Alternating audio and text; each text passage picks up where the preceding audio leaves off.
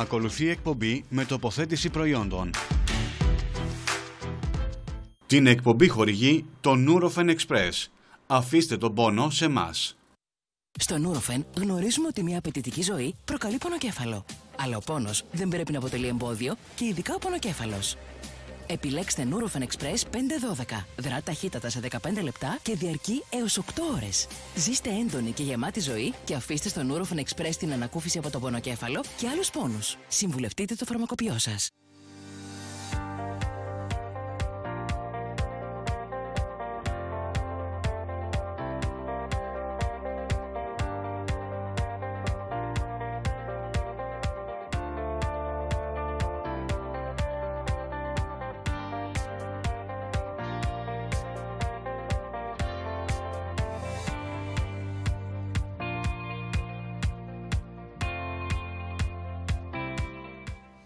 Κυρίες και κύριοι, καλησπέρα σας. Καλώς ορίσατε στην εκπομπή Υγεία και Ζωή.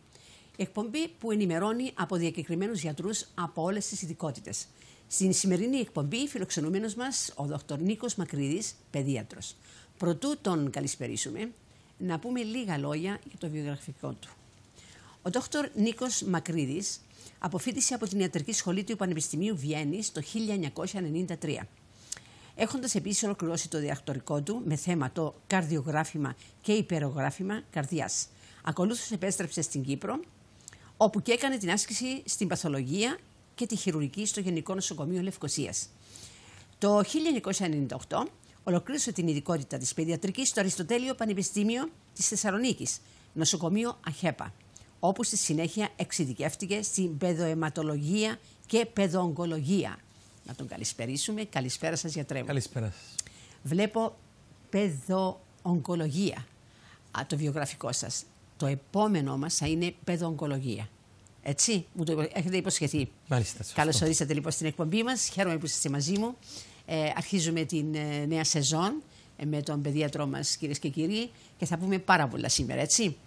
Θα αρχίσουμε όμως με την νόσο Κοξάκη. Είναι χεριών, ποδιών και στόματος για τα παιδιά. Τι είναι αυτό? Ναι, η νόσος Κοξάκη είναι μια ίωση που προκαλείται από ένα ερπιτοϊό, τον ιό Κοξάκη, που ανήκει στην οικογένεια των ερπιτοϊών.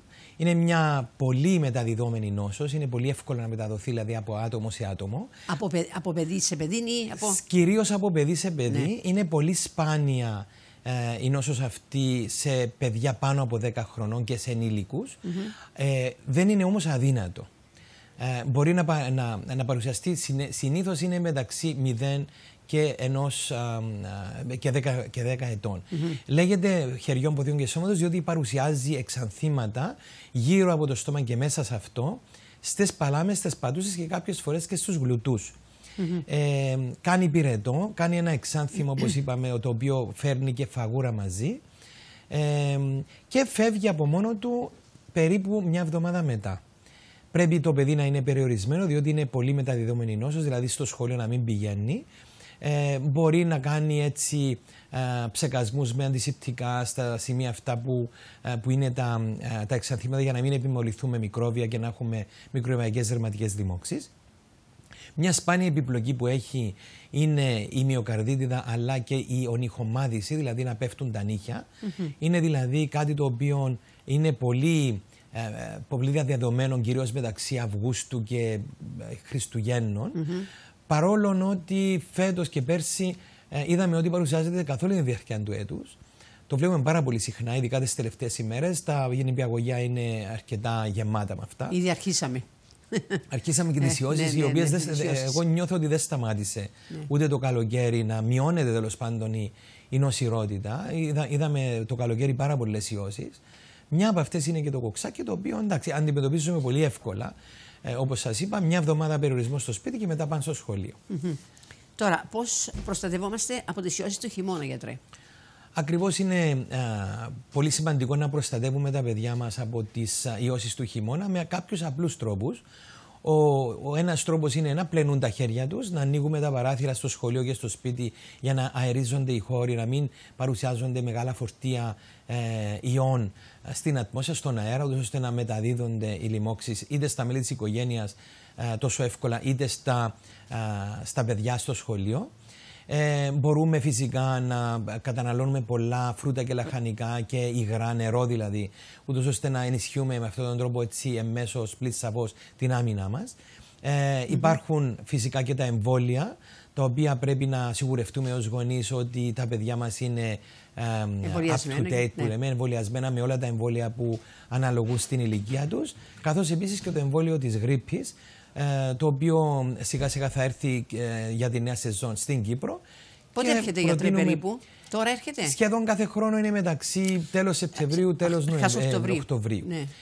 Και εκεί πρέπει να αποταθούμε στο γιατρό μας, ούτως ώστε να χορηγήσουμε στο παιδί και στον εαυτό μας φυσικά το εμβόλιο της γρίπης, για να αποφύγουμε την νόσηση από τον ιό της γρίπης, που σίγουρα θα μας κάνει την εμφάνισή του γύρω στο τέλος Δεκεμβρίου με Γενάρη, αλλά φαίνεται ότι δεν υπάρχει πλέον σταθερότητα στην παρουσία του ιού της γρίπης. Είδαμε περιστατικά ακόμα και το καλοκαίρι. Άρα όσο πιο γρήγορα μπορούμε να εμβολιαστούμε, για να έχουμε το παιδί και τον εαυτό μας προστατευμένους, με το πρώτο κύμα που θα έρθει της γρίπης, να είμαστε σίγουρα προστατευμένοι. Και όπως είπα και πιο πριν, με τα εμβόλια γενικότερα, τα εμβόλια της ανεμοβλογιάς, το εμβόλιο του MMR, όλα τα εμβόλια είναι καλά. Να κοιτάζουμε το βιβλιαράκι του παιδιού μας, να δούμε αν είναι όλα βαλμένα και να επικοινωνούμε με τον παιδίατρό μας, ώστε να συζητάμε μαζί του τι εμβόλια υπάρχουν, τι εμβόλια λείπουν από το βιβλιαράκι του παιδιού, από το παιδί, για να τα χορηγούμε. Μάλιστα. Τώρα, όταν λέτε ποιες ηλικίες και πότε μπορεί και γιατί, ας πούμε. Ηλικίες για το εμβόλιο της γρίπης. Ναι, τα παιδάκια τα μικρά. Το εμβόλιο της γρίπης μπαίνει από 6 μηνών. Από 6 μηνών. Μία έτσι μικρή πληροφορία είναι ότι από 6 μηνών μέχρι 8 χρόνων περίπου πρέπει να βάζουμε 2 δόσεις του εμβολίου την πρώτη χρονιά που κάνουμε τον εμβολιασμό, και από την επόμενη χρονιά ένα εμβόλιο. Ηλικίες, ναι, από 6 μηνών μέχρι τα βαθιά γεράματα πρέπει να βάζουμε κάθε χρόνο το εμβόλιο της γρίπης, όταν και εφόσον είναι διαθέσιμο. Γιατί ορισμένος κόσμος φοβάται το εμβόλιο της γρίπης? Έχω ρωτήσει, ας πούμε, και φίλες και λένε όχι, εγώ δεν θα το βάλω, ας πούμε.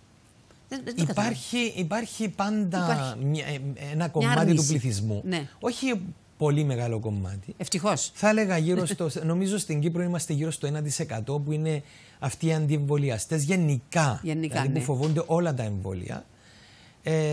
Αυτό που μπορώ εγώ να πω από την πλευρά μου είναι ότι τα εμβόλια που χορηγούμε στους ανθρώπους και ειδικά στα παιδιά σίγουρα είναι ασφαλή. Πρέπει να εμπιστευόμαστε την επιστήμη και τον γιατρό, τον οποίο συμβουλευόμαστε και ο οποίος συμβουλεύει με τη σειρά του εμάς και όλους τους ασθενείς να βάζουμε τα εμβόλια. Τα εμβόλια, να μην ξεχνάμε ότι είναι ένα από τα μεγαλύτερα όπλα που έχει η ιατρική για να προστατεύουμε τον κόσμο από τις ασθένειες. Πληροφοριακά να σας πω ότι το δεύτερο μεγάλο όπλο είναι το καθαρό νερό. Μην ξεχνάτε ότι υπάρχουν χώρες που δεν έχουν καν καθαρό νερό, πολλές αφρικανικές κτλ. Ναι. Άρα από τη στιγμή που εμείς είμαστε τυχεροί και ζούμε στην Ευρώπη, που έχουμε στη διάθεσή μας και καθαρό νερό για να πίνουμε, αλλά και τα εμβόλια, πόσο περισσότερα υπάρχουν, τόσο το καλύτερο είναι για μας. Δεν υπάρχει λόγος να φοβόμαστε τα εμβόλια. Δεν είναι βλάκες οι επιστήμονες οι οποίοι τα φτιάχνουν, τα ανακαλύπτουν, τα χορηγούν. Και πόσος κόσμος περνά μια χαρά, ας πούμε, με το εμβόλιο. Δηλαδή δεν θα τον πιάσει η γρίπη, δεν θα τον. Μα δεν είναι τυχαίο. Δεν είναι τυχαίο που εξαφανίστηκαν πάρα πολλές ασθένειες. Οι εμβολιασμοί ευθύνονται θετικά για την εξαφάνιση πάρα πολλών ασθενειών που δεν ακούμε πλέον. Εδώ εμείς είμαστε παιδίατροι και δεν βλέπουμε έτσι αμιγώς ηλαρές, ανεμοβλογές. Έχουν λιγοστέψει πάρα πολύ τα περιστατικά. Και ο λόγος είναι ακριβώς ο σωστός εμβολιασμός. Και μπορώ να σας πω ότι στην Κύπρο είμαστε πάρα πολύ καλά. Δηλαδή σε ψηλά επίπεδα εμβολιασμού, και πρέπει αυτό να το συντηρήσουμε, να το φροντίσουμε να μην χαλάσει. Αυτό το 1% των αντιεμβολιαστών είναι βασικά ενάντια σε όλα αυτά τα καινοτόμα κτλ. Ακόμα και στα φάρμακα. Πραγματικά ήθελα να δώσουμε έμφαση σε αυτό, γιατί έχω ακούσει ότι ορισμένοι δεν θέλουν να βάλουν το εμβόλιο. Που αυτό είναι κακό. Δηλαδή. Σε αυτά τα άτομα εγώ θα συμβούλευα να μιλήσω με τον γιατρό τους, ο οποίος είμαι σίγουρος, ο κάθε συνάδελφος είναι σίγουρα πρόθυμος και ενήμερος σίγουρα είναι, και πρόθυμος είναι να εξηγήσει στον κάθε ενδιαφερόμενο τι είναι τα εμβόλια, τι κάνουν, πώς δρούν, Είναι απλά πράγματα αυτά. Δηλαδή το πώς δράει ένα εμβόλιο. Είναι μια ενεργητική ανοσοποίηση το εμβόλιο. Θυμίζω ότι υπάρχουν η παθητική ανοσοποίηση, δηλαδή βάζουμε έτοιμα αντισώματα όταν μας αναγκάσει ένα φίδι για παράδειγμα και βάζουμε έτοιμα αντισώματα, αλλά υπάρχει και η ενεργητική ανοσοποίηση που είναι τα εμβόλια. Τα εμβόλια τα βάζουμε, δημιουργούμε μια αντίδραση στο ανοσοποιητικό σύστημα του ανθρώπου για να παράξει αντισώματα, στρατιώτες δηλαδή αμυντικούς, για την άμυνα. Και σε περίπτωση που έρθουμε σε επαφή με μια νόσο, μια ίωση, μια μικροβιακή λίμωξη, διότι υπάρχουν εμβόλια και για ιούς και για μικρόβια, όπως για παράδειγμα οι μηνυγκίτιδες. Ένα πολύ σοβαρό θέμα, η μηνυγκίτιδα, όπου πεθαίνει κόσμος. Και ο τρόπος να προστατεύσουμε τα παιδιά μας από τον θάνατο, διότι πρέπει να λέμε και τις λέξεις με το όνομά τους, είναι ο εμβολιασμός. Το θέμα είναι να μέσα σου τύχει. Διότι κάποιοι νιώθουν ότι, ξέρεις, είναι προστατευμένα τα παιδιά μας, διότι είναι οι άλλοι εμβολιασμένοι, ή θα μας τύχει εμάς. Μα δεν είναι θα μας τύχει εμάς. Το να εμβολιάσεις το παιδί σου με όλα τα εμβόλια, ειδικά για τον μηνυγκίτιδο ή όλα τα εμβόλια αυτά που προκαλούν μηνυγκίτιδες, τα μικρόβια που καλύπτουν. Πνευμονιόκοκκος είναι αυτός, αιμόφυλος influenza είναι αυτός. Άρα πρέπει να είμαστε προστατευμένοι γενικά. Αν ένα παιδί είναι εμβολιασμένο πλήρως, δεν κινδυνεύει πρακτικά από την μηνυγκίτιδα. Ας πούμε, μια ασθένεια πολύ θανατηφόρα. Όπως και οι άλλες ασθένειες. Όπως σας είπα πριν, δεν είναι τυχαίο που εξαφανίστηκε η διφθερίτιδα. Οι λαρές δεν βλέπουμε. Από μικρά τα βάζαμε. Είναι ακριβώς επειδή γίνονται οι εμβολιασμοί. Και τώρα είναι πολύ πιο εξειδικευμένοι οι εμβολιασμοί παρά την τότε εποχή. Σίγουρα. Που τα βάζαμε στα σχολεία. Και φυσικά υπάρχουν με ανεσυνδυασμένα DNA, δηλαδή παίρνεις για παράδειγμα τη φωτογραφία ενός μικροβίου και όχι το ίδιο το μικρόβιο όπως ήταν παλιά. Οι επιπλοκές έχουν γίνει πολύ λιγότερες. Έχουμε ελάχιστες επιπλοκές που είναι κυρίως τοπικού χαρακτήρα. Λίγο πυρετό στο πολύ σε κάποια εμβόλια που είναι τα λεγόμενα ζωντανά μικρόβια, ζώντες εξασθενημένοι ιοί, όπως το εμβόλιο το τριπλό, το MMR, η ανεμοβλογιά, η γρίπη που είναι ζώντες εξασθενημένοι ιοί. Αυτά μπορούν να κάνουν κάποια μικρά συμπτώματα μιας ασθένειας για την οποία προφυλάσσει. Μικρά όμως είναι ελεγχόμενα. Το ξέρουμε πως είναι το εμβόλιο που προκάλεσε αυτές τις μικροεπιπλοκές. Το αναφέρουμε στους γονείς τους ώστε να το περιμένουν και να μην φοβούνται. Πάντα είμαστε στη διάθεσή τους. Είμαι σίγουρος όλοι οι συνάδελφοι είναι πάντα εκεί για τον ασθενή τους. Εξού και στην Κύπρο είμαστε τυχεροί. Έχουμε ένα ψηλό επίπεδο παροχής φροντίδας υγείας. Και σε αυτό πρέπει να είμαστε και ειδικά τώρα με το ΓΕΣΥ, δόξα τω Θεώ, δηλαδή πραγματικά όλα είναι δωρεάν σχεδόν. Εντάξει, αυτό δεν έχει τόση σημασία. Εγώ αυτό που θέλω να τονίσω είναι ότι η ιατρική γενικά στην Κύπρο είναι ψηλό επίπεδο. Πολύ ψηλή. Οι συνάδελφοι, όλη η ιατρική κοινότητα και όλες οι παρεμφερείς ειδικότητες είναι εκεί σε μεγάλους αριθμούς. Έχουμε δηλαδή πληθώρα επιστημόνων που προστατεύουν ή φυλάγουν τον πληθυσμό. Άρα πρέπει να είμαστε και λίγο περήφανοι και να λέμε και ένα μπράβο μας, ας πούμε, σαν Κύπρος που έχει Είμαστε καταφέρει. Ευλογημένοι στην Κύπρο με όλα αυτά. Και αυτή η άμεση επαφή που πάντα λέω στους ασθενείς, η άμεση επαφή που έχουμε σαν Κύπροι με τον γιατρό. Δεν είναι λίγες, πολύ λίγες πας στα δάχτυλα ενός χεριού οι χώρες που έχουν άμεση επαφή με τον γιατρό, που έχουν τα κινητά τους τηλέφωνα. Μπράβο, δηλαδή είναι μεγάλη υπόθεση να το ξέρουμε αυτό. Και να μην υπάρχει αυτός ο γιατρός, υπάρχει άλλος ο φίλος, ο γιατρός, ο άλλος. Δηλαδή, δεν είναι μόνο. Υπάρχουν χώρες που δεν τους βρίσκεις καν. Δεν βρίσκεις το κινητό τους τηλέφωνο. Τέλος πάντων. Σωστά. Τώρα, βιταμίνες και κατάχρηση, γιατρέ. Οι βιταμίνες. Είναι σχετικά για την άμυνα οι βιταμίνες μας. Ναι, υπάρχουν στο εμπόριο ενισχυτικά σιρόπια ή ταμπλέτες για την άμυνα. Βασικά αυτά τα σκευάσματα περιέχουν βιταμίνη C, περιέχουν ψευδάργυρο, περιέχουν extracts από φρούτα όπως τα κόκκινα φρούτα, το elderberry ας πούμε. Υπάρχουν διάφορες επιλογές στο εμπόριο και στα φαρμακεία που μπορούμε να χρησιμοποιούμε δίνοντας τα και στα παιδιά για να ενισχύσουμε την άμυνα, να μειώσουμε με αυτόν τον τρόπο δηλαδή την νοσηλεία για μια νόσο, να μειώσουμε τις μέρες δηλαδή που ένα παιδί υποφέρει, αλλά και να προστατεύσουμε να μην κολλήσει καθόλου. Υπάρχουν τέτοια πράγματα, πάρα πολύ καλά σκευάσματα και θα μπορούσαμε να τα χρησιμοποιήσουμε. Τώρα, όσον αφορά τις βιταμίνες γενικότερα, οι βιταμίνες πρέπει να τονίζουμε ότι είναι πρωτεΐνες, είναι κάποια σκευάσματα τα οποία βοηθούν σε κάποιες βιοχημικές αντιδράσεις στο σώμα μας. Αλλά δεν πρέπει ποτέ να υπάρχει κατάχρηση, δεν είναι καραμέλες. Πάντα με την συμβουλή του γιατρού, αν χρειάζονται θα μας το συμβουλεύσει και ο γιατρός μας, θα μας γράψει μια συνταγή. Σίγουρα δεν πρέπει από μόνοι μας να πηγαίνουμε σε ένα φαρμακείο και να παίρνουμε σαν καραμέλες τις βιταμίνες. Αν είμαστε σωστοί στη διατροφή μας, αν τρώμε φρούτα και λαχανικά τα οποία είναι πλούσια σε βιταμίνες, ενισχύουμε τον οργανισμό μας. Φυσικά και ενισχύεται ο οργανισμός μας. Αλλά, ναι, αν χρειαστεί, ο γιατρός είναι αυτός που θα αποφασίσει αν χρειάζεται να ενισχύσεις κάποιον ασθενή σου με έξτρα βιταμίνες διαφορών. Καμιά φορά λένε ότι το παιδί θέλει σίδερο, παραδείγματος χάρη. Το σίδερο θέλει να. Το σίδερο δεν είναι βιταμίνες, το σίδερο είναι ένα μέταλλο το οποίο υπάρχει μια ολόκληρη συζήτηση. Ο σίδερος είναι μέταλλο το οποίο χρησιμοποιείται στο σώμα μας για να φτιάχνεται η αιμοσφαιρίνη. Είναι ένα μικρό τουβλάκι, αν θέλετε να το πω έτσι, που συνδεδεμένο με την έμι φτιάχνεις την αιμοσφαιρίνη. Άρα, αν έχεις σωστή αιμοσφαιρίνη, συνήθως δεν σου λείπει ο σίδηρος. Μάλιστα. Υπάρχουν και αναλύσεις που το δείχνουν αυτό και ο γιατρός πάλι θα αποφασίσει αν υπάρχει σιδηροπενία για να δώσουμε σε ένα ασθενή. Και ο σίδηρος δεν πρέπει να παίρνετε αυρόχης ποσή. Πρέπει να υπάρχει έλλειψη. Να μην ξεχνάμε ότι οτιδήποτε λιγότερο ή οτιδήποτε περισσότερο από ό,τι χρειάζεται ο οργανισμός είναι κακό.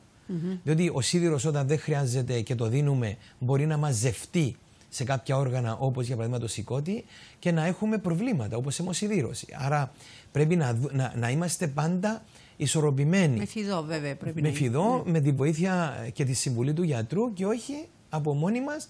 Να παίρνουμε οτιδήποτε. Και πάντα λέω ο καθένας με τη δουλειά του. Δεν μπορώ εγώ να είμαι αρχιτέκτονας ή ξέρω να είμαι οτιδήποτε άλλο. Ο καθένας με τη δουλειά του για την οποία έχει μελετήσει γι' αυτό, έχει σπουδάσει αυτό. Όπως όλοι μας χρειαζόμαστε, όλους μας, όλες τις ειδικότητες κτλ. Έτσι και ο γιατρός σπούδασε για να συμβουλεύει τους ασθενείς για τα ιατρικά θέματα. Σωστά. Τώρα έχουμε και το άσθμα, το οποίο το βλέπουμε συχνά στα παιδάκια. Πάλι είναι μια κατάσταση που παρουσιάζεται κυρίως στους χειμερινούς μήνες. Άσθμα είναι η δυσκολία στην αναπνοή λόγω της υπερέκρησης βλέννης μέσα στους βρόχους, στα βροχιόλια κτλ. Από τους βλεννογόνους μας και ταυτόχρονα μιας στένωσης των αεραγωγών, δηλαδή των σωλήνων που μεταφέρουν τον αέρα. Γι' αυτό υπάρχουν θεραπείες. Τώρα η αιτιολογία του ασθματός ως επιτοπλίστων είναι ιογενής, είτε είναι αλλεργική, είτε μετά από κόπωση. Δηλαδή υπάρχουν και τα ασθήματα μετά από κόπωση. Όταν δηλαδή τρέξουμε, ξέρω εγώ, ή περπατήσουμε και κουραστούμε, μπορεί να έχουμε μια δυσκολία στην αναπνοή. Αλλά τα βασικά συμπτώματα είναι αυτό και η αιτία είναι η στένωση των βρόχων και η παραγωγή πολλές φορές και της βλέννης μέσα στους βρόχους. Γι' αυτό δίνουμε βροχοδιασταλτικά φάρμακα και κορτιζονούχα φάρμακα για να στεγανοποιήσουμε τις μεμβράνες. Έχουμε εισπνεώμενα φάρμακα έτσι για τα παιδάκια. Ναι, υπάρχουν για όλες τις ηλικίες, από τις πιο μικρές. Υπάρχουν και μηχανήματα ή ξέρω εγώ, μέθοδοι χορήγησης των εισπνεωμένων φαρμάκων. Είτε αυτό λέγεται αεροθάλαμος, είτε αυτό λέγεται νεφελοποιητής. Είτε τα εισπνεώμενα που είναι τα inhalers, οι πομπούδες που λέμε εδώ στην Κύπρο. Υπάρχουν δηλαδή διάφοροι τρόποι να χορηγήσεις ένα εισπνεώμενο φάρμακο και πάλι με τη συμβουλή του γιατρού, ο οποίος θα μας εξετάσει ή εμάς ή το παιδί μας, θα αποφασίσει ποιο είναι το φάρμακο που θα δοθεί, ποια θεραπεία είναι αυτή. Νομίζω δεν έχει παιδάκι που να περάσει το άσθμα. Οι πομπούδες, αυτές οι πομπούδες που παίρνουν τα παιδάκια. Είναι φάρμακα τα οποία χρησιμοποιούνται αρκετά. Και αποτελεσματικά. Έχουν αρχικά χρησιμοποιηθεί για το άσθμα. Φυσικά πολλές φορές και για τους απλούς βήχες μπορεί να έχουν αποτελεσματικότητα. Δηλαδή ένας βήχας ξηρός παροξυσμικός που χρειάζεται στεγανοποίηση των μεμβρανών αλλά και απερεθισμός των αεραγωγών, του βλεννογόνου δηλαδή της σωλήνας που μεταφέρει τον αέρα. Μπορείς να δώσεις ένα κορτιζονούχο για να στεγανοποιήσεις τις μεμβράνες, να απερεθίσεις και να δώσεις και ένα βροχοδιασταλτικό ώστε ο αέρας να περνά πιο εύκολα τέλος πάντων από μέσα. Να μην υπάρχει στενότητα όλων αυτών των αεραγωγών, των σωλήνων που μεταφέρουν τον αέρα. Υπάρχουν φυσικά και ενισχυτικά ή συνεργιστικά φάρμακα όπως τα σιρόπια, κορτιζόνης ή μη, ή και διάφορα άλλα καινούργια φάρμακα όπως τα αντιλευκοτριάνια ή τα αντισταμινικά. Ο γιατρός είναι αυτός που θα αποφασίσει τι θα βάλει, αν θα τα βάλει όλα, αν θα βάλει ένα μέρος από αυτά, αν θα κάνει πρώτα το ένα μετά το άλλο, προσπαθώντας να γλιτώσει την πολυφαρμακεία για τον ασθενή του. Θεωρώ ότι όλα αυτά είναι δουλειά του γιατρού για να τα καθορίσει. Λοιπόν, ο κοκκίτης, τι είναι αυτός ο κοκκίτης στα παιδάκια? Ο κοκκίτης είναι ένα. Πώς προστατεύεται ένα παιδί? Ένα μικρόβιο το οποίο προκαλείται μάλλον από ένα μικρόβιο. Είναι μια νόσο σαν αναπνευστική που προκαλεί μεγάλο πρόβλημα αναπνοής στα παιδιά. Ένας βήχας ο οποίος γίνεται χειρότερος και σταματά με μια τσικραυγή. Είναι μικροβιακή λοιμώξη και δίνεται, αν υπάρχει, δίνεται αντιβιωτικό. Όμως υπάρχει ένα εμβόλιο που προστατεύει από τον κοκκίτη. Το βάζουμε από μικρές ηλικίες. Από το δεύτερο μήνα αρχίζουμε να βάζουμε τα εμβόλια που εμπεριέχουν και Έχω ακούσει για τις εγγύους. Το βάζετε σε εγγύους? Ναι, το βάζουμε σε εγγύους. Να σας εξηγήσω τον λόγο γιατί το βάζουμε σε εγγύους. Σίγουρα υπάρχει εμβόλιο για τα παιδάκια τα μικρά. Στις έγκυες υπάρχει οδηγία η οποία λέει ότι πρέπει να μπαίνει το εμβόλιο αυτό από την 27η μέχρι την 32η εβδομάδα κύησης, μέχρι όμως και μάξιμουμ μια εβδομάδα πριν τη γέννηση του παιδιού.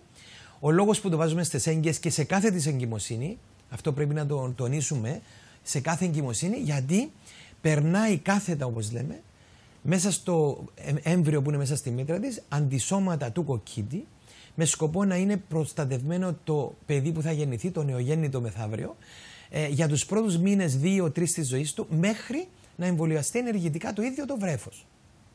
Άρα δίνουμε δανεικά, η μαμά δανείζει αντισώματα στο βρέφος, στο έμβριο, και όταν γεννηθεί είναι προστατευμένο από τον κοκκίτη τους πρώτους 2 με 3 μήνες της ζωής του. Ο κοκκίτης όταν το έχει το μωρό σε τέτοιες ηλικίες, 1 μηνός, 15 ημερινών, 1,5 μηνός, είναι πολύ επικίνδυνο, με κίνδυνο να χαθεί κιόλας. Δηλαδή είχαμε παλιά ένα περιστατικό, τουλάχιστον που θυμούμε. Άρα είναι πολύ σημαντικό οι έγκυες να βάζουν το. Γι' αυτό, και είμαι σίγουρος γι' αυτό, οι συνάδελφοι γυναικολόγοι πάντα συστήνουν το εμβόλιο του. Είναι πολύ σημαντικό. Για να εμβολιάζεται η γυναίκα, ναι. Και από ό,τι θυμάμαι, προσφέρεται και στο σύστημα υγείας μας μέσω του λογισμικού. Άρα, όταν είσαι έγκυος, δηλαδή πρέπει να αποταθείς και στον γιατρό. Σε ποια εγγύηση, σε ποιο μήνα εγγύησης πρώτο βάλει η εγγύηση? Όπως σας είπα, 27 με 32 εβδομάδες κύησης. 27 με 32 εβδομάδες κύησης. Τόσο σύντομα. Είναι στο μέσο προς το τέλος της εγκυμοσύνης. Ναι. Λοιπόν, γιατρέ μου, πολύ ώρα τα λέτε. Πρέπει να πάμε σε διαφημιστικά μηνύματα, γιατί ο χορηγός μας περιμένει να μας βάλει τα διαφημιστικά μηνύματα και τον ευχαριστούμε πάρα πολύ. Και εμείς τον ευχαριστούμε. Να πούμε και το χορηγού μας ήταν τα 80 χρόνια, γιατρέ, και τον ευχαριστούμε πραγματικά. MSJ, οι οποίοι χορηγούν αυτή την εκπομπή τώρα και 4 χρόνια. Τους ευχαριστούμε. Και χρόνια πολλά να τα χιλιάσουν, έτσι. Σίγουρα. Πάμε λοιπόν. Πάμε.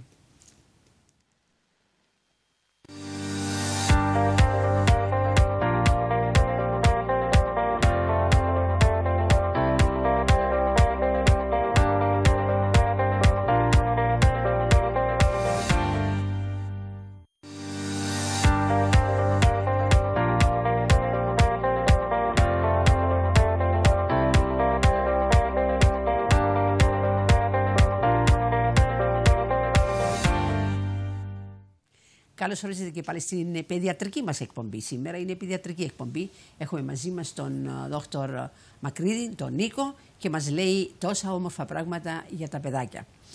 Λοιπόν, γιατρέ μου, θέλω να σας ρωτήσω τι είναι το APGAR. Το έχω ακούσει, APGAR score.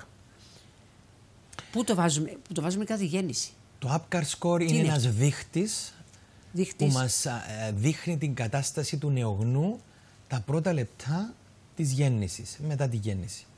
APGAR είναι το ακρονίμιο από 5 συστήματα που πρέπει να ελέγχουμε.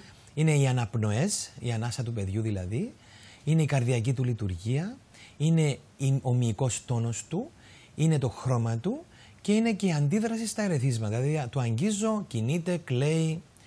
Άρα μόλις γεννηθεί το παιδάκι, εσείς είστε εκεί. Σίγουρα.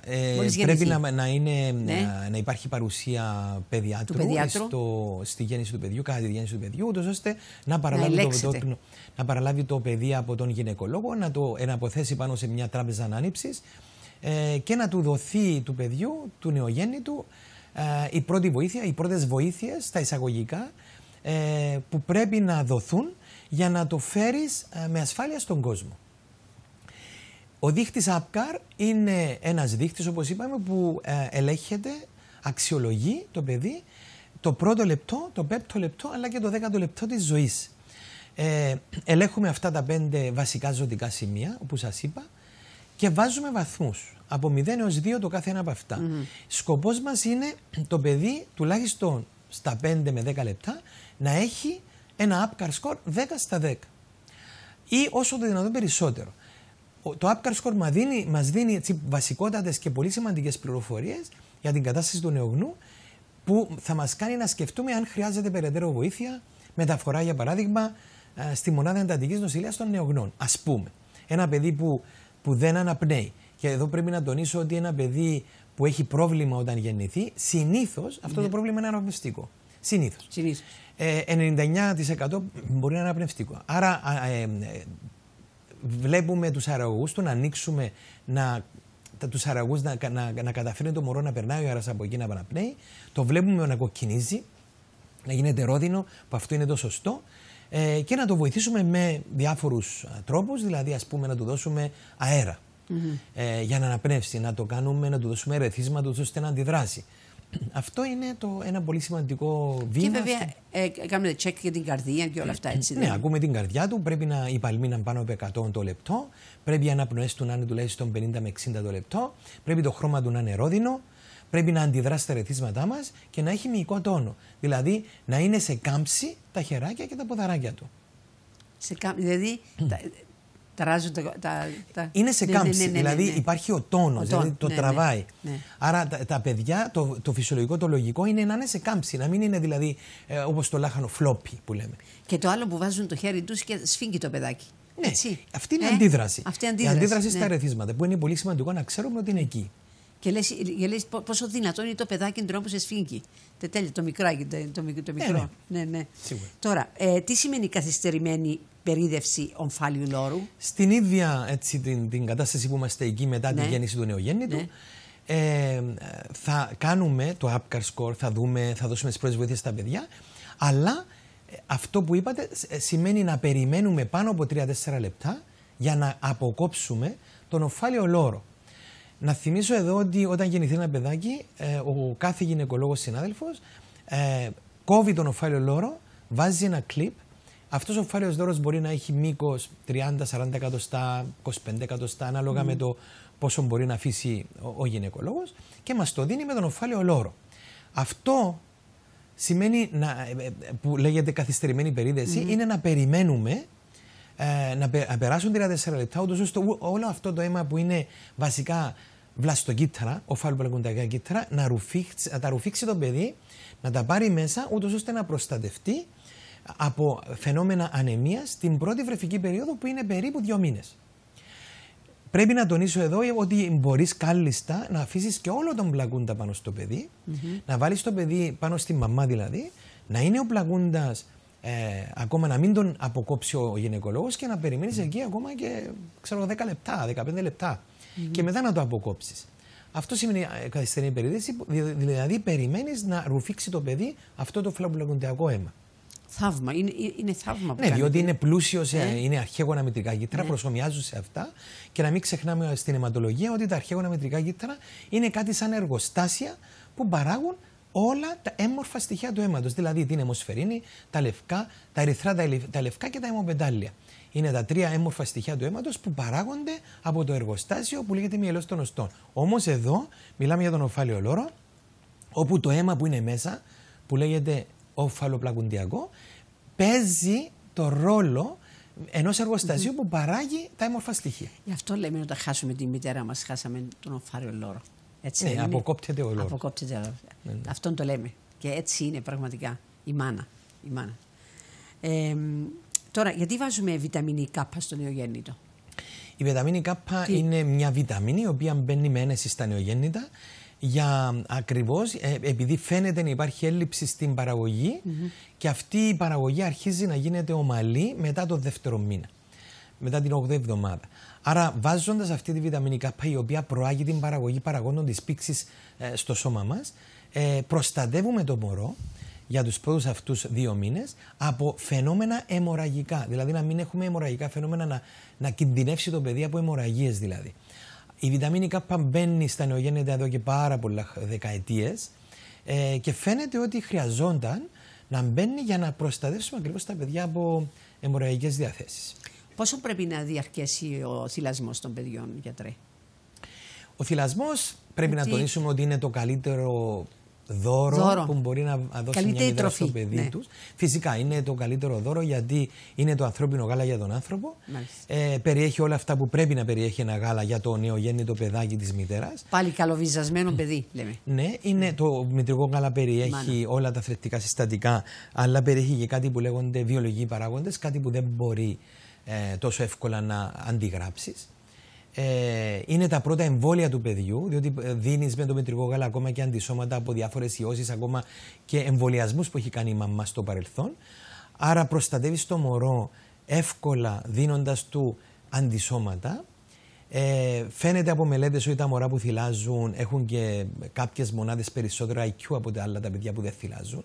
Άρα είναι μια καλή αιτία ή ξέρω εγώ. Το IQ, είναι ένας καλός λόγος για να θυλάσουμε περισσότερο. Μάλιστα. Ο θυλασμός αρχίζει, όπως είπαμε, όσο πιο νωρίς για να έχουμε το ερέθισμα προς το εγκέφαλο για να αρχίσουν να παράγονται οι ορμόνες του θυλασμού, η προλακτίνη και ο κοιτοκίνη, και πρέπει να γίνεται συστηματικά, διότι θυλάζω, άρα παράγω γάλα. Όσο θυλάζω παράγω, και δεν είναι το στήθος μια δεξαμένη που είναι γάλα μέσα και αδειάζει. Άρα την ώρα που θυλάζει το παιδί, την ίδια ώρα παραγγέται και το γάλα, και ο θυλασμός μπορεί να διαρκέσει ακόμα και 2 χρόνια, ακόμα και περισσότερο από 2 χρόνια. Και δεν πρέπει να φοβόμαστε ποτέ το θυλασμό. Και μαζί με τη στερεά τροφή που θα αρχίσει στον 6ο μήνα της ζωής, όταν θυλάζει αποκλειστικά, έχουμε δώσει στο παιδί μας αυτά που πραγματικά χρειάζεται για να μεγαλώσει σωστά. Η διατροφή της θυλάζουσας μητέρας, γιατρέ, πώς πρέπει να είναι? Όταν μια μητέρα θυλάζει, είναι λογικό ότι θα προσαρμοστεί λίγο. Ναι. Δεν θα κόψει κανένα στη διατροφή της μητέρας αν αυτά τα προϊόντα, τα τρόφιμα που καταναλώνει δεν ενοχλούν το παιδί, και υπάρχουν τρόποι να το αντιληφθείς, να το καταλάβεις. Διατροφή της θυλάζουσας μητέρας σημαίνει να βάζουμε αυτές τις πρώτες ύλες που χρειάζονται, τα μηχανήματα που έχει που παράγει γάλα, τα στήθη δηλαδή, δίνοντας εμείς τις πρώτες ύλες. Η καλύτερη πρώτη ύλη είναι σίγουρα το νερό. Πρέπει δηλαδή να καταναλώνει η μητέρα που θυλάζει πάρα πολύ νερό, 2-3 λίτρα, και ανάλογα με την εποχή, διότι να μην ξεχνάμε ότι και η ίδια χρειάζεται νερό, χρειάζεται και το εργοστάσιο που παράγει το γάλα. Μετά θέλουμε φρούτα και λαχανικά για να πάρει από εκεί τα ιχνοστοιχεία και τις βιταμίνες. Χρειάζεται γαλακτοκομικά προϊόντα για να παίρνει το ασβέστιο, να παίρνει την πρωτεΐνη, να παίρνει το λίπος. Χρειάζεται κρέας κόκκινο για να παίρνει από εκεί το ανεμικό σίδηρο, ένας σίδηρος ο οποίος απορροφάται πλήρως από το έντερο της μητέρας και του παιδιού. Θέλουμε λιπαρά ψάρια, ούτως ώστε να έχουμε ωμέγα-3 λιπαρά, EPA, DHA, lanoleic acid, τα οποία βοηθούν πάρα πολύ στην ανάπτυξη, την νευρολογική ανάπτυξη του παιδιού, του εγκεφάλου του, των ματιών. Άρα παίζει μεγάλο ρόλο η διατροφή της μάνας. Σίγουρα παίζει η διατροφή, όπως παίζει και σε όλη μας τη ζωή. Όταν θυλάζεις, ναι. Περισσότερο όταν θυλάζεις, φυσικά. Εντάξει, σίγουρα πρέπει να φροντίσουμε τη διατροφή της μητέρας. Μπράβο. Τώρα, κρανιοκεφαλική κάκωση, τι κάνουμε όταν έχουμε ένα παιδάκι? Ναι, παρακολουθούμε το παιδί για 24 ώρες. Εάν έχει εμέτους οι οποίοι προοδευτικά χειροτερεύουν, αν έχει μια νοθρότητα, νοχελικότητα, αν ανταποκρίνεται στην ομιλία μας, ανοίγει τα ματάκια του, κουνάει τα χεράκια του, μιλάει, κλαίει. Υπάρχει μια κλίμακα που λέγεται της Γλασκόβης, που πρέπει να την εφαρμόζουμε σε κάθε χτύπημα, είτε αυτό είναι παιδί κάτω των 2 ετών, πάνω από 2 ετών, ακόμα και ενήλικες. Πρέπει να προσέχουμε να μην έχει υπνηλία το παιδί, δηλαδή να θέλει να κοιμάται σε ώρες που δεν είναι συνηθισμένο. Πρέπει να το προσέξουμε αυτό. Όχι τις ώρες που είναι συνηθισμένο. Δεν πρέπει να το αφήνουμε το παιδάκι ξύπνιο όπως ο περισσότερος κόσμος πιστεύει. Αυτό συμβαίνει στην ενήλικη ζωή, όχι στα παιδιά. Και φυσικά να το δει ο γιατρός όταν αυτό επιβάλλεται. Θα μιλά με τον γιατρό της η μητέρα και ο γιατρός θα αποφασίσει αν χρειάζονται περαιτέρω εξετάσεις.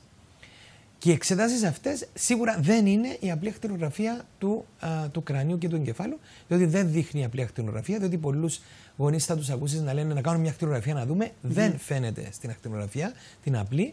Ο γιατρός που θα δει το παιδί στις πρώτες βοήθειες ή ξέρω εγώ οπουδήποτε, θα αποφασίσει αν θα γίνει μια εξέταση που λέγεται αξονική τομογραφία. Θα το έλεγα αυτό. Αυτό επιβάλλεται. Διότι σίγουρα θα πρέπει να είσαι πάρα πολύ φιδωλός Η αξονική τομογραφία είναι πολλαπλές απλές ακτινογραφίες.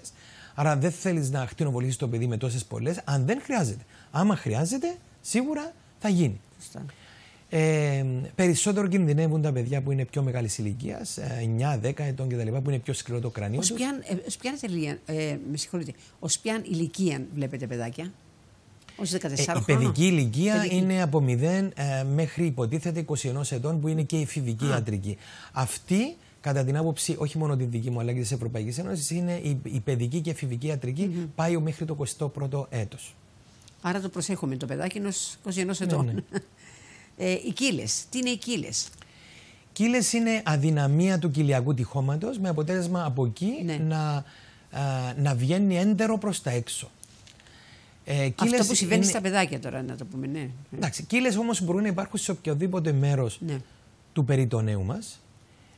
Είτε αυτή λέγεται διαφραγματοκύλη, που είναι στην πλευρά του διαφράγματος, λέγεται βουβονοκύλη αν είναι κάτω στη βουβονική χώρα, λέγεται ομφαλοκύλη όταν είναι στην περιοχή του ομφαλού, λέγεται κύρσοκύλη όταν είναι κάτω στους όρχες, λέγεται υδροκύλη όταν πάλι είναι στην περιοχή των όρχεων, ακόμα και κύλιο-κύλη, δηλαδή στο κοιλιακό τείχομα πέραν από αυτά τα σημεία που έχω αναφέρει.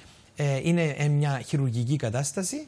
Πρέπει να είναι χειρουργική, έτσι. Είναι χειρουργική κατάσταση. Πάντα όταν υπάρχει τέτοια κύλη μπορεί να πρέπει να χειρουργηθεί το παιδί. Άρα είμαστε σε επαφές με τους συναδέλφους της παιδοχειρουργικής, ούτως ώστε να επέμβουν χειρουργικά στο παιδί, ούτως ώστε να βελτιώσουν την κύλη, αν αυτή πρέπει να χειρουργηθεί. Και γίνεται πάντα καλά το παιδί, έτσι δεν είναι? Δεν είναι κάτι δύσκολο. Δεν επανέρχεται ενώ οτιδήποτε άλλο. Μπορεί να επανέλθει σε άλλο σημείο ή στο ίδιο σημείο όταν υπάρχει μια αδυναμία στο τείχομα. Μάλιστα. Αυτό που μας φοβίζει με τις κύλες είναι οι κύλες αυτές που γίνονται έτσι σαν θηλιά. Δηλαδή να βγει το έντερο έξω και να σφίγγει το άνοιγμα, το ίδιο το έντερο, και να το νεκρώνει. Οι περιεσφιγμένες κύλες, έτσι λέγονται. Αυτό μας φοβίζει. Όμως δεν πιστεύω να φτάσει κάποιος σε αυτό το σημείο, διότι πάντα υπάρχει ιατρική φροντίδα, τουλάχιστον στην πατρίδα μας. Τώρα έχουμε την ανεμοβλογιά. Την ανεμοβλογιά ήταν έκτοτε αυτή η ανεμοβλογιά. Πώς προστατεύουμε το παιδί μας? Η ανεμοβλογιά είναι μια ίωση, η οποία μεταφέρεται πολύ εύκολα με τα σταγονίδια. Και είναι και όχι δύσκολη, αλλά παρουσιάζεται περίπου 3 εβδομάδες μετά από την επαφή ενός ανθρώπου και μεγάλου και ενήλικα με τον ιό της ανεμοβλογιάς από ένα άλλο άτομο που το έχει. Θέλει 3 εβδομάδες ο λεγόμενος χρόνος επόασης. Παρουσιάζεται με πυρετό και φαγούρα αρχικά, και μετά παρουσιάζονται τα σπιθουράκια της ανεμοβλογιάς, που είναι μικρές φυσαλιδούλες που γεμίζουν με υγρό, σπάζουν και αποξηραίνονται. Ένα χαρακτηριστικό είναι ότι αρχίζει από το σβέρκο και γεμίζει όλο το σώμα με μικρά φυσαλιδάκια. Χαρακτηριστικό επίσης είναι το γεγονός ότι συνυπάρχουν όλα τα στάδια στο δέρμα μας, δηλαδή υπάρχει και το ερήθημα στην αρχή και η φυσαλίδα και η σπασμένη φυσαλίδα και η ξηρή. Είναι ένας τρόπος να το καταλαβαίνεις ότι είναι ανεμοβλογιά. Δύο πράγματα που μας φοβίζουν με την ανεμοβλογιά είναι η λεγόμενη πνευμονίτιδα, δηλαδή να κάνει μια πνευμονίτιδα από τον ιό της ανεμοβλογιάς, που είναι πολύ δύσκολη, και φυσικά η εγκεφαλίδα από ανεμοβλογιά, που είναι πάρα πολύ άσχημο πράγμα. Για την προστασία φυσικά είναι το εμβόλιο της ανεμοβλογιάς, το οποίο πρέπει να μπαίνει στις ηλικίες μετά τον χρόνο, και μια δεύτερη δόση μεταξύ 4 και 6 χρόνια της ζωής. Όταν μπουν αυτά τα εμβόλια σίγουρα προστατεύουν. Τώρα, αν υπάρχει οποιαδήποτε αποτυχία στον εμβολιασμό, δηλαδή υπάρχει ψυχρή αλυσίδα και δεν έπιασε που λέμε το εμβόλιο, τότε ναι, θα βάλουμε ακόμα ένα, εντάξει, για να πιάσει. Ξέρουν οι γιατροί από αυτά τα πράγματα και τα παρακολουθούν. Αλλά εντάξει, είναι μια ασθένεια η οποία ήταν παλιά πολύ διαδεδομένη. Τώρα με τους εμβολιασμούς σπάνια την βλέπουμε ακόμα. Πιο σπάνια, αλλά την βλέπουμε ακόμα. Αλλά υπάρχει ίαση και αυτό δεν. Ναι, υπάρχει ίαση, αν είσαι τυχερός. Υπάρχουν όμως και ένα στο τόσο που κάνει επιπλοκές αυτές που είπα. Τουλάχιστον προσωπικά είχα την ατυχία ή τύχη, δεν ξέρω, να δω και τα δύο αυτά που ανάφερα, και την πνευμονίδα και την εγκεφαλίτιδα, που είναι πραγματικά άσχημες καταστάσεις και είναι δύσκολα οι άσημες. Δηλαδή βάζεις συγκεκριμένα φάρμακα που λέγονται αντιϊκά κατά του ιού της ανεμοβλογιάς, που είναι ο ίδιος με τον ιό του έρπιτα ζωστήρα, είναι VZV, Varicella Zoster Virus, και υπάρχει εμβόλιο που προστατεύει. Πρέπει να πούμε εδώ και ότι για τον έρπιτα ζωστήρα υπάρχει και εμβόλιο επίσης τα τελευταία χρόνια που το βάζουν και οι ενήλικες πάνω από 65 χρόνων, νομίζω. Για να προστατευτούν από τον έρπιτα τον ζωστήρα, που είναι παρόμοιος ιός. Που είναι πολύ άσχημος αυτός. Λοιπόν, η μηνυγκίτιδα. Από τη μηνυγκίτιδα τι γίνεται? Ποια μικρόβια ευθύνονται? Ναι, η μηνυγκίτιδα είναι μια λίμωξη των μηνύγκων του εγκεφάλου μας. Είναι μια πολύ άσχημη και θανατηφόρα νόσος όταν δεν την χειριστείς σωστά, κυρίως η μικροβιακή μηνυγκίτιδα. Δηλαδή υπάρχουν και μηνυγκίτιδες από ιούς, μηνυγκίτιδες από φάρμακα, μηνυγκίτιδες από τον καρκίνο, η meningitis canceromatose που λέμε. Αλλά εκείνο που μας ενδιαφέρει στα παιδιά και στους ενήλικες είναι η μικροβιακή. Πρέπει να τονίσουμε εδώ ότι η μικροβιακή μηνυγκίτιδα προκαλείται από 3 βασικά μικρόβια. Είναι ο αιμόφιλος της influenza, είναι ο πνευμονιοκόκκος και ο μηνυγκιτιδοκόκκος. Είναι τα 3 βασικά μικρόβια, για τα οποία και τα 3 υπάρχουν εμβολιασμοί. Υπάρχουν τα εμβόλια για τον πνευμονιοκόκκο, τα πολυδύναμα πολυσαχαριδικά εμβόλια. Υπάρχουν τα εμβόλια για τον αιμόφυλο που περιλαμβάνονται συνήθως ο αιμόφυλος μέσα στο εξαπλό εμβόλιο που βάζουμε και τον κοκκίτη και τον τέτανο και τη διφθερίτιδα. Και φυσικά υπάρχουν και τα εμβόλια της μηνυγκίτιδας, της μικροβιακής, που έχουμε στην Κύπρο 2 ειδών. Είναι το ένα που καλύπτει τα 4 από τα 5 στελέχη, το A, C, W και Y. Και υπάρχει και το εμβόλιο της μηνυγκίτιδας Β, τα οποία χορηγούνται στις μικρές ηλικίες για να προστατευτούν ακριβώς τα παιδιά από την μηνυγκίτιδα. Πρέπει να τονίσουμε εδώ ότι η μηνυγκίτιδα, η μικροβιακή, είναι πιο συχνή στις πρώτες ηλικίες μέχρι 12 μηνών. Μετά πέφτει λίγο η νοσηρότητα και ανεβαίνει ξανά από 9 μέχρι 25 χρονών. Άρα πρέπει να είναι προστατευμένα τα νεογνά και τα νήπια μέχρι περίπου 1 έτους. Και μετά από 9 χρονών στρατιώτες, γυμνασιόπαιδα, λυκειόπαιδα, αλλά και όλοι οι άλλοι. Δηλαδή δεν σημαίνει ότι μηδενίζεται το ρίσκο από 1 μέχρι 9 χρονών. Σωστά. Άρα ένα παιδί που είναι καλά προστατευμένο και εμβολιασμένο δεν έχει να φοβηθεί βασικά τίποτα. Τώρα έχουμε και την πλαγιοκεφαλιά στα παιδιά. Στα βρέφη. Ναι, η πλαγιοκεφαλία ανήκει στις κρανιοσυνοστεώσεις. Είναι μια κατάσταση που είναι επίπεδοποιημένη μια από τις πλευρές του κρανίου του παιδιού. Ως επιτοπλίστων οφείλεται στη θέση μέσα στη μήτρα. Και όταν γεννηθεί το παιδί, ο παιδίατρος θα αναγνωρίσει αν υπάρχει πλαγιοκεφαλία. Δίνει τις συμβουλές να πλαγιάζει, 2 ώρες από τη μια πλευρά, 3 ώρες από την άλλη, για να επανέλθει.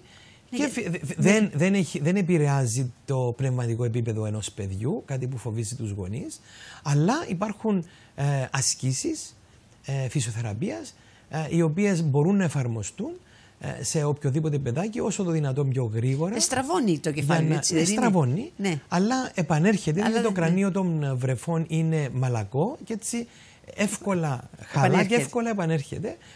Μία από τις καλύτερες ασκήσεις που υπάρχουν είναι το λεγόμενο tummy time, δηλαδή να βάζεις το παιδί προύμητα. Και αυτό δεν είναι μόνο καλό για την πλαγιοκεφαλία, αλλά και για άλλα πράγματα, την νευρολογική εξέλιξη, τη διαδοχοκίνηση στην νευρολογία κτλ. Άρα η θέση προύμητα είναι το tummy time, είναι πάρα πολύ καλή και συστήνεται για όλα τα παιδιά, έστω και αν δεν έχουν πλαγιοκεφαλία. Αλλά η πλαγιοκεφαλία είναι κάτι που είναι αισθητικό πρόβλημα. Παραπάνω. Σορυβείται η μητέρα ή ο πατέρας. Ναι, διότι δεν είναι συμμετρικό το κρανίο των παιδιών. Και λέει, Παναγιά μου, είναι το παιδί μου κάτι έχει. Λοιπόν, να πούμε και για τα προβιωτικά και πρεβιωτικά. Ναι, αυτά τα προβιωτικά είναι ωφέλιμα μικρόβια, τα οποία κατοικοεδρεύουν μέσα στον εντερικό μας σωλήνα και η δουλειά τους είναι να ομαλοποιούν το έντερο, την ισορροπία στο έντερο, για να λειτουργεί σωστά. Τα προβιωτικά φυσικά υπάρχουν και σε φάρμακα, σαν φάρμακα, σκευάσματα δηλαδή που τα βρίσκεις για να τα πάρεις, και υπάρχουν και στα γιαούρτια που έχουν καλλιέργειες. Λοιπόν, προβιωτικά είναι τα μπιφιτοπακτέρια, λακτοβάκυλοι, που όπως σας είπα έτσι κι αλλιώς τα βρίσκουμε στο έντερο και κάποτε πέφτουν τα επίπεδά τους και έχουμε διαταραχές εντερικές. Για παράδειγμα, μετά από μια αντιβίωση, μετά από ένα κρύωμα, μετά από μια γαστεντερίτιδα. Ναι. Έτσι μπορούμε να τα χρησιμοποιούμε, και τα πρεβιωτικά, για να τελειώσω, είναι η τροφή τους. Είναι ζακαρίδες, γαλακτοσακαρίδες, γλυκοσακαρίδες, που είναι η τροφή για τα προβιωτικά, που είναι τα ωφέλιμα μικρόβια. Λίγο θέλω να δώσετε έτσι ένα μήνυμα στους γονείς. Τι κάνουμε τώρα, το χειμώνα? Τι κάνουμε? Προστατεύουμε τα παιδιά μας δίνοντας τους πολλά υγρά, δίνοντας τους φρούτα και λαχανικά, βελτιώνουμε τη διατροφή τους. Έχουμε επικοινωνία με τον παιδιάτρο μας, ώστε να δει αν λείπουν κάποια εμβόλια να τα βάλουμε. Και πάντα να συμβουλευόμαστε τους ειδικούς. Νίκο Μακρύδη, σας ευχαριστώ πάρα πολύ, γιατρέ μου. Ευχαριστώ. Να είστε πάντα καλά. Σας ευχαριστώ. Κυρίες και κύριοι, φτάσαμε στο τέλος της σημερινής μας εκπομπής. Ραντεβού την ερχόμενη Πέμπτη. Γεια και ο Θεός μαζί σας.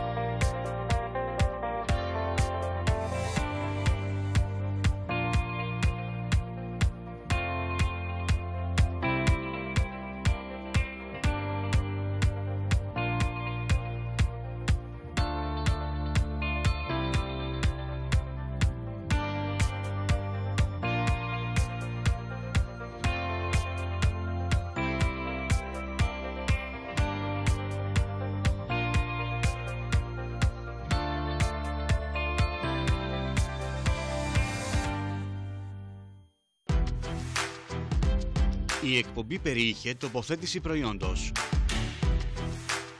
Την εκπομπή χορηγεί το Nurofen Express. Αφήστε τον πόνο σε εμάς.